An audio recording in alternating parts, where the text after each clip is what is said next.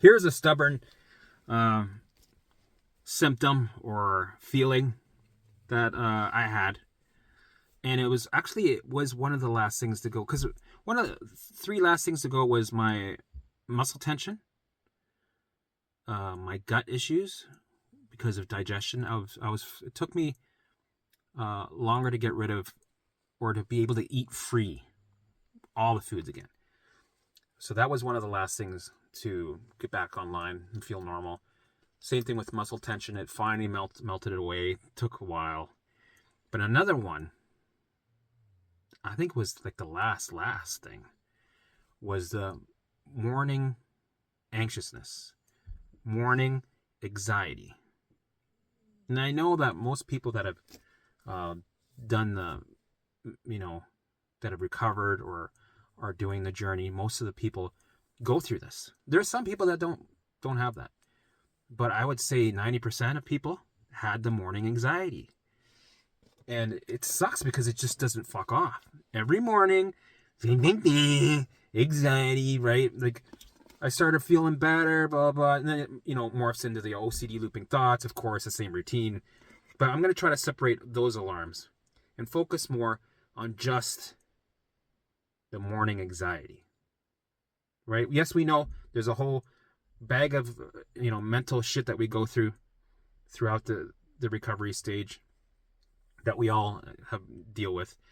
But I'm going to try to just filter those out for a bit and focus on the morning anxiety. So with me, it was pretty consistent. In the beginning, it was a shit show. Morning anxiety was like morning hell on earth. Doom. Every second I felt like I was dying. Okay. Finally, I'm doing the work. I'm doing the methods. Things get worse. Okay, let's speed up a bit. We know that's a given. It's just chaos, noise. There's no sense in making too much sense out of it. It's just something you go through. It fucking sucks. You're going to feel like shit. You have to feel like shit. Eventually, there is a rhythm that comes in to recovery, right? So I had a routine. I woke up every day around 6 in the morning. I'd wake up and then start my day. I would make the bed, go to the bathroom, put on a daily dare, take a shower, get dressed, and then go for a morning walk. Either it was walking the dog or get in my vehicle, and out I was, right? And starting my day. So every day I had a routine, right? And this is where the preparation video comes in. I had a routine that I did every day, and I stuck to that for 3 years, no matter what. Mostly 2.5 years. Eventually, your routine changes as you heal. You start working again. You get back in the swing of life. And I should do a video about. Yeah, I had the routine. Routine is very important. Being prepared. So that was my general, and I'd get in the car, I'd go park, and I'd do my visuals for an hour. Then I had my week all planned out. So I just follow my calendar, my book. I'm like, all right, what are we doing? And I would have my, my sticky note pad, right, for the day. Right, and I'd be like, okay, today what's the schedule say? We got to do this. Okay. Groceries, blah, blah, blah, dog food, blah, blah, blah, do my visuals, blah, blah, blah, go for a walk, blah, blah, blah, raise my vibration, right? And usually it would be the same thing every day, but I didn't care. I would, when I was done that day, throw that out and start a new one the next day. And you could pick that old one up and go, it would almost be identical, but it doesn't matter. I was planning my day ahead, right? So, and I had a routine. I'd follow the base schedule on my calendar and just follow that. But every day for the whole process of recovery, even when I was recovered, I still had the morning anxiety. So some people might get comforted knowing that, I think I'm recovered, but I still have that morning anxiety that's kicking around. What is that? Is that ever am I damaged or something going on? Am I just stuck with this for life? No, you're not stuck with it for life. It will go. Just understand it will go. And those people that are training now, and going through the journey now, just accept that it's going to be there for a while. Right? Everything goes in stages. Everything has their time to go. And this, for me, was the last thing to go. And you have to be fully okay with it being there 1,000% before it goes. It's one of those things that's like, goes, you know what, I'm just going to stay here. I know you're telling me that you're safe. I know everything, you're happy, but I'm just going to stay here. Just as, I'm just going to hang out beside your bed while you're sleeping. When you wake up, no big deal. You don't mind me being here, right? Of course not. I'm just going to hang out here just in case. Just in case you're just thinking about tigers. Just in case there there might be a smell of a bear that's 20 kilometers away. I don't know. I think it would be better. It would make me feel better if I was hanging around here. And it does. It's very, what do you call it? Stubborn, right? A stubborn, lingering thing that just hangs out. And honestly, this is, and I've said this before. When it was gone, okay, let's say, I'll give you an example.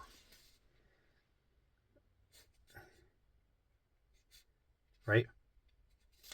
Let's say this was when I recovered, and this is now, right? This line represents when I stopped having the morning anxiety, right? But this line, I wasn't aware that it stopped until around here, right? I didn't know I didn't have morning anxiety till way later. I didn't notice it was gone. That's how okay I was with it being there, and how I was so used to it being there that I was so indifferent to it being there, that I was so, telling it, you can be here for another 2 years. You have a seat here. I'm never going to kick you out. I'm always going to have that door open if you want to come back. Right? I took the resistance away and threw it away to another galaxy. Right? So that's the ultimate way to tell your brain that you're indifferent and we're not surrounded by danger. There is no threat. The perceived danger isn't there. That's the ultimate message. By wanting it to stay there, giving it a place to stay there, right? Beating it to the door to open the door to let it in, right? Like a crazy person. Like it's down the hallway, you open the door and go, hey buddy, you're a little late today. I need you here. I really do. I need you here. Because I love routine. I'd rather have routine and have anxiety there than have no routine and not have you there. So I need you. You're important to this. Okay, buddy? Love you. Love you. But you got to stay here. You're not going anywhere, buddy, okay? Where you going, bud? No, you're coming back. Right? You get a little crazy with it. Go see how extreme you can get with showing the brain that you're safe. Have fun with it. How crazy can you get with showing your brain that you're safe? How extreme can you by taking away resistance? You'll only win by doing this. And that's what I did. It became my routine, and I was okay with it. Even though it's an uncomfortable feeling. Every day I felt anxious. And normally I woke up at 6. That's when my brain said, okay, that's enough. We're waking up. We're going to go fucking do our day. If I slept till 6:30, to me, that was oversleeping. My cortisol levels went through the roof. Because it's like, wake up, no more, no. And that's when you start having the bad dreams near the tail end of your sleep. And then that's when you feel like this thick fog of anxiousness in your chest and in your mind and in your vision almost. Like you almost have a fog of anxiousness. It's like, ugh, fuck. It's like I'm like inhaling a joint of anxiousness, right? It's like you're in the fog of anxiousness. Oh, now it's in my body. Now it's through my veins. Now it's, right? That's how it felt like if I overslept. Only by a half an hour, because your cortisol wakes you up, and cortisol is what, when you have high amounts of cortisol, is what drives the anxiety, right? The alarm, right? It's doing its job, right? And eventually in time, it lessens and it goes up, right? You have your spikes. It comes and goes, but for me, it was consistent until it became my friend, and I needed it there because it was a routine. I love my routine. That's why I have steps in my methods, because people that are sensitive or a little bit more extreme with more symptoms, like 70 symptoms, they need steps. They need a program that they can just follow when this and this and this happens, right? A routine is very important until you're able to take off the training wheels, and then you become your own guide. That's what happened to me. I needed the training wheels for a while in routine, and eventually, you figure out shit on your own. You make your mistakes, you adjust, you pivot, and then you have your own version, and you become your own guide. And that's what I'm going to teach you how to do, to become your own guide. You know what? I'm going to write this down. So maybe, some of these videos will be golden reassurance nuggets. So maybe bookmark them, save them, because you're going to have it where you're going through times where you need to have a little bit of reassurance. And that's what I did. I used to watch Michelle Kavanagh. So I used to follow Michelle Kavanagh. She's on Instagram under the Anxiety Paradox. So what I used to do is I'd have the days where I need some reassurance. So I would go to her videos, and she would explain exactly what you're going through, right? And I encourage you to do the same. And I'd watch her videos, and it would give me that trust and that little golden nugget of reassurance. And then off I was with my day, right? So you can do that with these videos if you want. Because I'm talking about my experiences, what I went through, and I'm sure you guys are going through this. A lot of you are going through the same thing. So it's good to relate to me and go, oh, well, he recovered. Oh, and he's saying it'll pass. And he's saying just stick to the path. Okay, then I'm fine. I'm good. Right? And then if you need to watch the video 2 times that day, do it. If you need to watch it every day that week, do it. And then when you're finally okay and you're like, whatever, I'm fine. I don't care if I got the morning anxiety, whatever, I don't give a shit. And then you give it a break. And then a couple weeks later, you might want to come back to the video. That's why these videos are great, because it keeps you moving forward, right?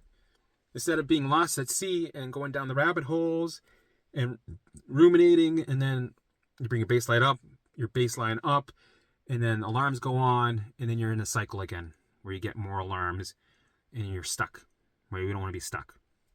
So that's why these separate videos are very important, because you can go to them and get your reassurance when you need them. But don't go crazy with the reassurance, because eventually you want to back away from needing reassurance. So, right, it took me 2.5 years, and then the morning anxiety fucked off. And along the way, you're going to have times where you might have the morning anxiety, but you feel happy. You're like, oh my goodness, I feel good. I feel happy. It's good. I feel good. And then, it goes away right away. It's like it ruined your parade, the party. And that's okay. That's a part of the process. Just no matter what, always allow it. And eventually, over time, it starts to dissolve. The anxiousness in the morning, morning anxiety starts to dissolve and weaken.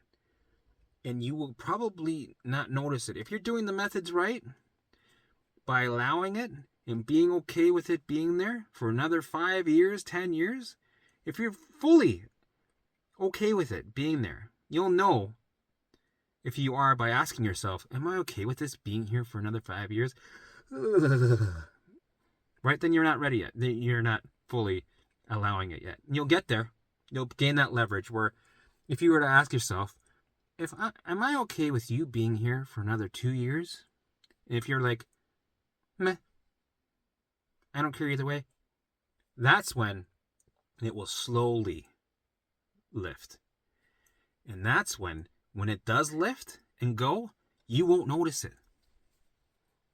And that's how most of these symptoms and feelings and mental alarms and physical alarms, that's how you'll notice they go. When you won't even notice that they're gone. Because you're so used to them being there, you're so okay with them being there, that you've engaged with other things and they've become more important, right? For that week, you might have been engaging in building your business, right? And that's been taking most of your focus, and you didn't have time to give a fuck about the morning anxiety because it's just not grabbing you like it used to. Because the methods are working, right?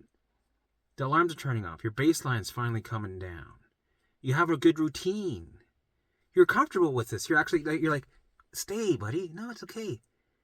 Yeah? Yeah, stay. Okay. Right? That's when, eventually, you don't notice that it's a month later, you're like, where's the hand? It's supposed to, where's the anxiety hand that I get in the morning? It's gone. Holy shit, this is amazing. Wow. And then you kind of go, this is what I did with every symptom or mental alarm, physical alarm, symptom, thought, whatever, fill in the blanks. I had that with all of them.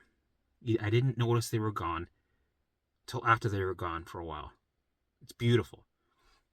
And then you come to a point further down the road where you forget what it was like to have it. You have to actually think about it. Go, what, did I have that symptom? Oh yeah, I did. And it comes back and you're like, oh yeah. Like you almost have to go back to your books of everything you wrote down to really dig to remember what you went through. Because when the brain stops thinking that it's in danger, it closes up the files and puts it away and goes, no, we don't care anymore. It doesn't get, we're like, meh. Right? It gets bored. It doesn't want to bring that up constantly. It lets it go. You let it go like a balloon, right? It's like this. And then when you want to look for that balloon that's gone, you have to take the time to really look for it. You'll find it. But once you found it, you'll be like, I don't care about this. Right? So that's why sometimes when I make videos, I have to really try to relive it. And it sometimes takes a little bit of time, but it comes back. And then boom. It should make you feel good knowing that there's going to be a time in your life where it's going to be hard to feel what you're feeling right now. Right? I know it's impossible. That's impossible. I'm never going to not feel this. Oh my God. Like how... No, you're going to come to a point where you'll forget. It'll be meh. Right? You're going to be like, meh. Right? So, yes, morning anxiety. It will go, but it'll be one of the last things to go, and it likes to linger, right? It likes to linger, and it's like a clingy, girlfriend or a clingy dog, right? Or clingy boyfriend, whatever it is. They get clingy. It's like, hey, buddy, hi, how's it going? Hey, are we hanging out now? Are you going to have some breakfast? Hey, how's it going? How was yesterday? Did you like that? It was good? Yeah? All right, good. Is everything okay? You okay? All right, okay, good. Are you sure? Right? So, it's like the clingy boyfriend or girlfriend. But eventually, it will go. Trust me. Just keep doing the work. Have patience. Stick to the work. Stick on this path. Right? It's going to be a shit show. It's going to be a roller coaster. It's going to suck. And it has to. You have to go through it. And the anxiety, you'll have to go through it. And it's okay to. This is what you're learning. You're learning to be scared. You're learning to allow this shit to be there. And it'll go when you're fully okay with it being there.